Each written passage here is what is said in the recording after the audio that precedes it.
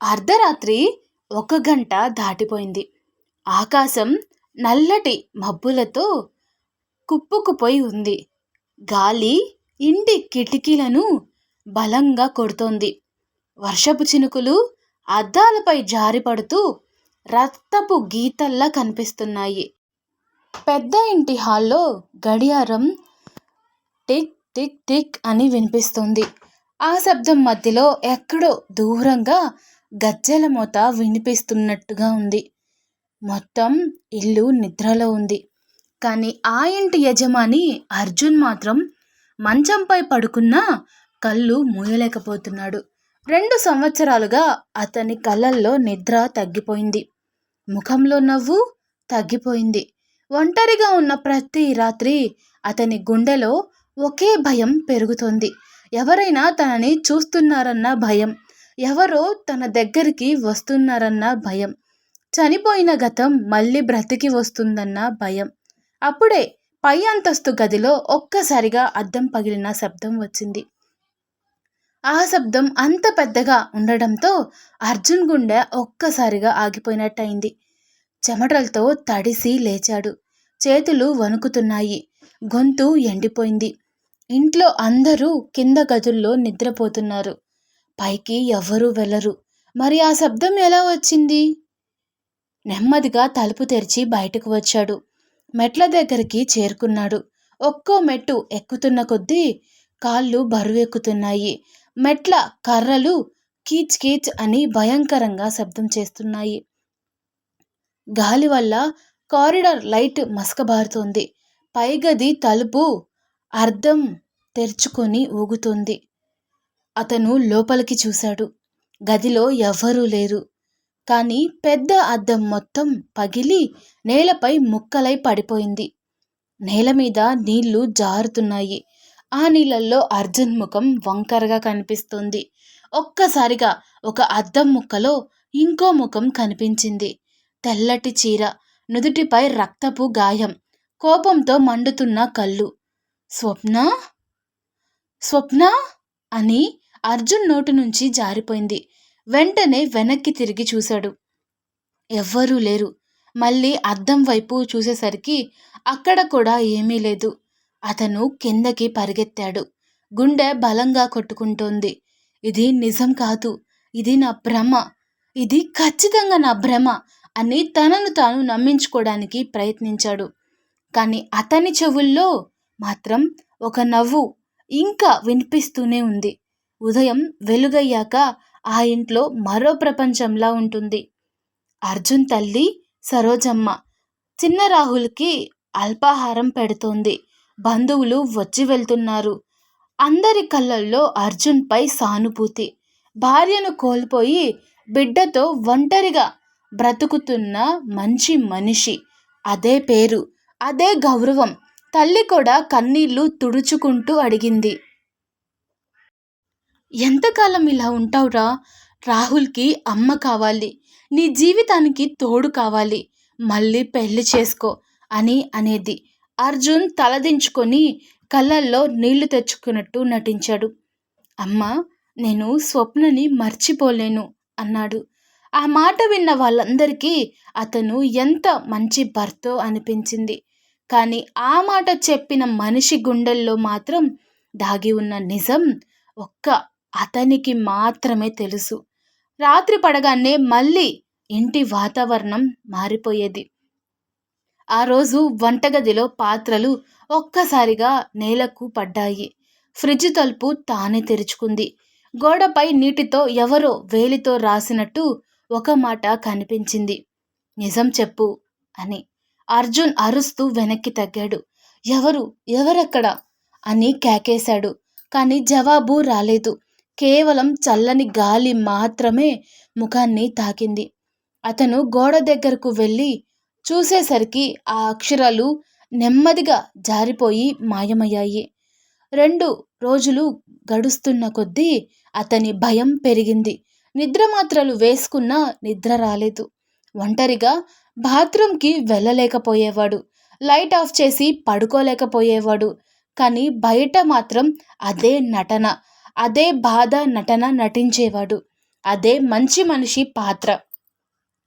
ఇది ఇలా ఉండగా అతని జీవితంలోకి నిహారిక వచ్చింది. ఆఫీస్లో పనిచేసే అమ్మాయి. గత 2 సంవత్సరాలుగా అర్జున్కి దగ్గరైంది. రాహుల్ని చూసుకుంది. ఇంట్లో వాళ్ళతో కలిసిపోయింది. సరోజమ్మ కూడా ఒకరోజు చెప్పింది, నిహారిక చాలా మంచిది. రాహుల్ని తన సొంత బిడ్డలా చూస్తోంది. ఆమెను పెళ్లి చేసుకో అని అడిగింది. కొద్దిసేపు మౌనంగా ఉన్న అర్జున్ చివరికి ఒప్పుకున్నాడు. ఇంట్లో మళ్ళీ వెలుగులు వెలిగాయి. పెళ్లి పనులు మొదలయ్యాయి. నవ్వులు వినిపించాయి. కానీ అర్జున్ గుండెల్లో మాత్రం చీకటి పెరిగింది. పెళ్లికి ముందు రాత్రి అతని గదిలో ఉన్న స్వప్న ఫోటో నేలపై పడిపోయింది.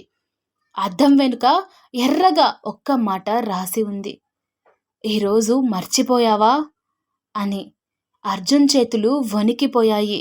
అది తన మొదటి పెళ్లి రోజు. స్వప్నతో జరిగిన పెళ్లి రోజే అదే రెండో రోజు పెళ్లి రోజుగా పెట్టుకున్నాడు.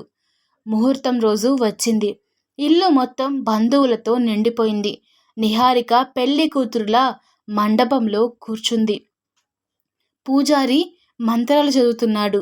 రాహుల్ కొత్త బట్టల్లో ఆడుకుంటున్నాడు. అర్జున్ చేతిలో తాళి ఉంది. కానీ ఆ చెయ్యి వణుకుతోంది. చెమటలతో తన బట్టలు మొత్తం తడిచి ముద్దయిపోయాయి.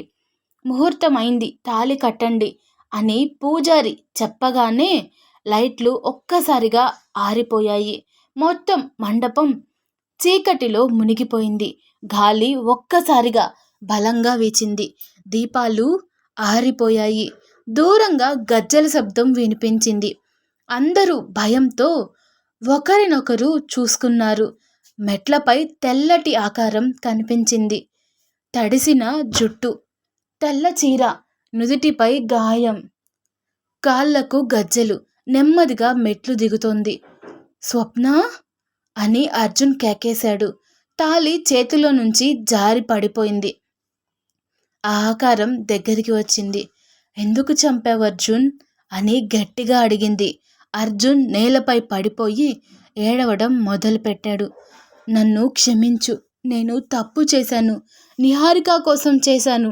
ఆ రాత్రి కారులో నువ్వు తాగే వాటర్లో మందు కలిపాను. బ్రిడ్జి దగ్గర కారును తోశాను. నువ్వు చనిపోయావనుకున్నాను. అప్పటి నుంచి నన్ను నేను క్షమించుకోలేకపోయాను.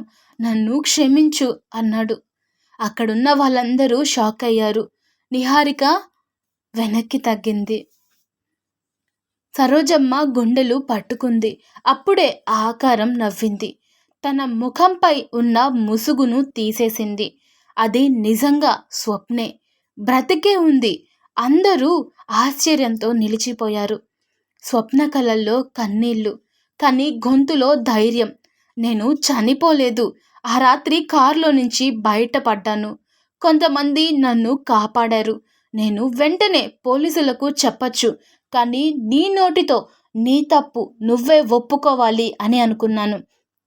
అందుకే 2 నెలలుగా దెయ్యంలా నటించాను. ఇంట్లో శబ్దాలు, గోడలపై మాటలు, లైట్లు ఆరిపోవడం, ఇవన్నీ నేనే చేశాను. నీ భయం, నీ పాపం నిన్ను ఇలా కూల్చేశాయి అని అన్నది. నిహారిక కన్నీళ్లతో తాళి తీసి నేలపై పడేసింది. నిన్ను ప్రేమించానని అనుకున్నా, కానీ నువ్వు రాక్షసుడివా అంటూ వెళ్ళిపోయింది. సరోజమ్మ కోపంతో చెంప మీద కొట్టింది. నా కోడల్ని చంపాలనుకున్నావా అంటూ. రాహుల్ పరుగెత్తి స్వప్నను కౌగిలించుకున్నాడు. అమ్మ, ఇక వెళ్ళిపోవద్దు అంటూ. స్వప్న అతన్ని ఎత్తుకుంది. పోలీసులు వచ్చి అర్జున్ చేతికి బేడీలు వేశారు. తీసుకెళ్తుండగా అతను ఏడుస్తూ చూశాడు. కానీ స్వప్న వెనక్కి చూడలేదు. బయట వర్షం ఆగిపోయింది. ఆకాశం తెల్లబడుతోంది. చీకటి ముగిసింది. ఈ స్టోరీకి ముగింపు మాట ఖచ్చితంగా ఉండాలి కదా. అయితే వినేద్దాం రండి. భార్య అంటే ఇంట్లో పని చేసే మనిషి కాదు, మనిషి జీవితాన్ని నిలబెట్టే శక్తి ఉన్న మనిషి. ఆమె నిశ్శబ్దంగా ఉంది అంటే బలహీనమని అనుకునే వాళ్ళు ఒకరోజు ఆమె మౌనమే తమ శిక్ష అవుతుందని గుర్తుంచుకోండి. ప్రేమ పేరుతో మోసం చేసే ప్రతి మనిషికి ఒకరోజు నిజం తలుపు తడుతుంది. భార్యను అడ్డం అనుకొని తొలగించాలనుకున్నవాడు చివరకు తన జీవితాన్నే అగాధంలోకి తోసుకున్నాడు. డబ్బు కోసం, కోరిక కోసం, ఇంకో సంబంధం కోసం భార్య హృదయాన్ని పగలగొట్టినవాడు తన గుండె ముక్కలైపోయే రోజు తప్పదు. ఆడది ఏడుస్తుంది కాబట్టి బలహీనురాలు కాదు. ఆమె భరిస్తుంది కాబట్టి ఆడది గొప్పది. ఆమె మౌనంగా ఉంటుంది కాబట్టి సహనమూర్తి. కానీ ఒక్కసారి నిలబడితే ఆమె ముందు అబద్ధాలు, మోసాలు, అహంకారం అన్నీ కూడా నేలమట్టం అవ్వక తప్పదు. మనిషి చేసిన పాపం వెంటనే శిక్షించకపోవచ్చు, కానీ కాలం ఎదురుచూస్తుంది. సరైన రోజు, సరైన క్షణం, సరైన నొప్పితో తిరిగి ఇస్తుంది. అదే కర్మ, అదే నిజం, అదే జీవితం. ఎవరైనా భార్యను చిన్న చూపు చూస్తే ఈ కథ గుర్తుంచుకోండి. ఎవరైనా ప్రేమ పేరుతో మోసం చేస్తే ఈ ముగింపు గుర్తుంచుకోండి. ఎవరైనా ఆడదాన్ని బలహీనమని నవ్వితే ఆమె నిలబడిన రోజు వారి నవ్వే ఆగిపోతుంది. ఈ కథ మీ గుండెల్లో దిగినట్లయితే, మీ హృదయాన్ని ఎక్కడో ఒక్కసారైనా ఖచ్చితంగా తాకి ఉంటే ఈ వీడియోకి ఒక చిన్న లైక్ చేయండి. పక్కనే హైప్ బటన్ ఉంటుంది, దాన్ని ప్రెస్ చేయండి. మీ ఒక్క లైక్ నా వీడియోస్ని ఇంకో 10 మందికి చేరేలా చేస్తుంది. ఇలాంటి నిజ జీవితాన్ని తాకే కథలు కావాలంటే షేర్ చేసి ఇంకొకరికి చేరవేయండి. మీ అభిప్రాయం కామెంట్లో తప్పకుండా చెప్పండి. మీ ఒక్క మాట మాకు శక్తినిస్తుంది. ఇలాంటి ఎమోషనల్, సస్పెన్స్, కుటుంబ కథలు ప్రతిరోజు చూడాలంటే ఇప్పుడే మన ఛానల్ని సబ్స్క్రైబ్ చేసి పక్కనే ఉన్న బెల్ ఐకాన్ని కూడా ఆన్ చేయండి. మీ ఒక్క సబ్స్క్రైబ్ మా ప్రయాణానికి పెద్ద బలం. మీ ప్రేమే మా ప్రాణం. Thanks for watching.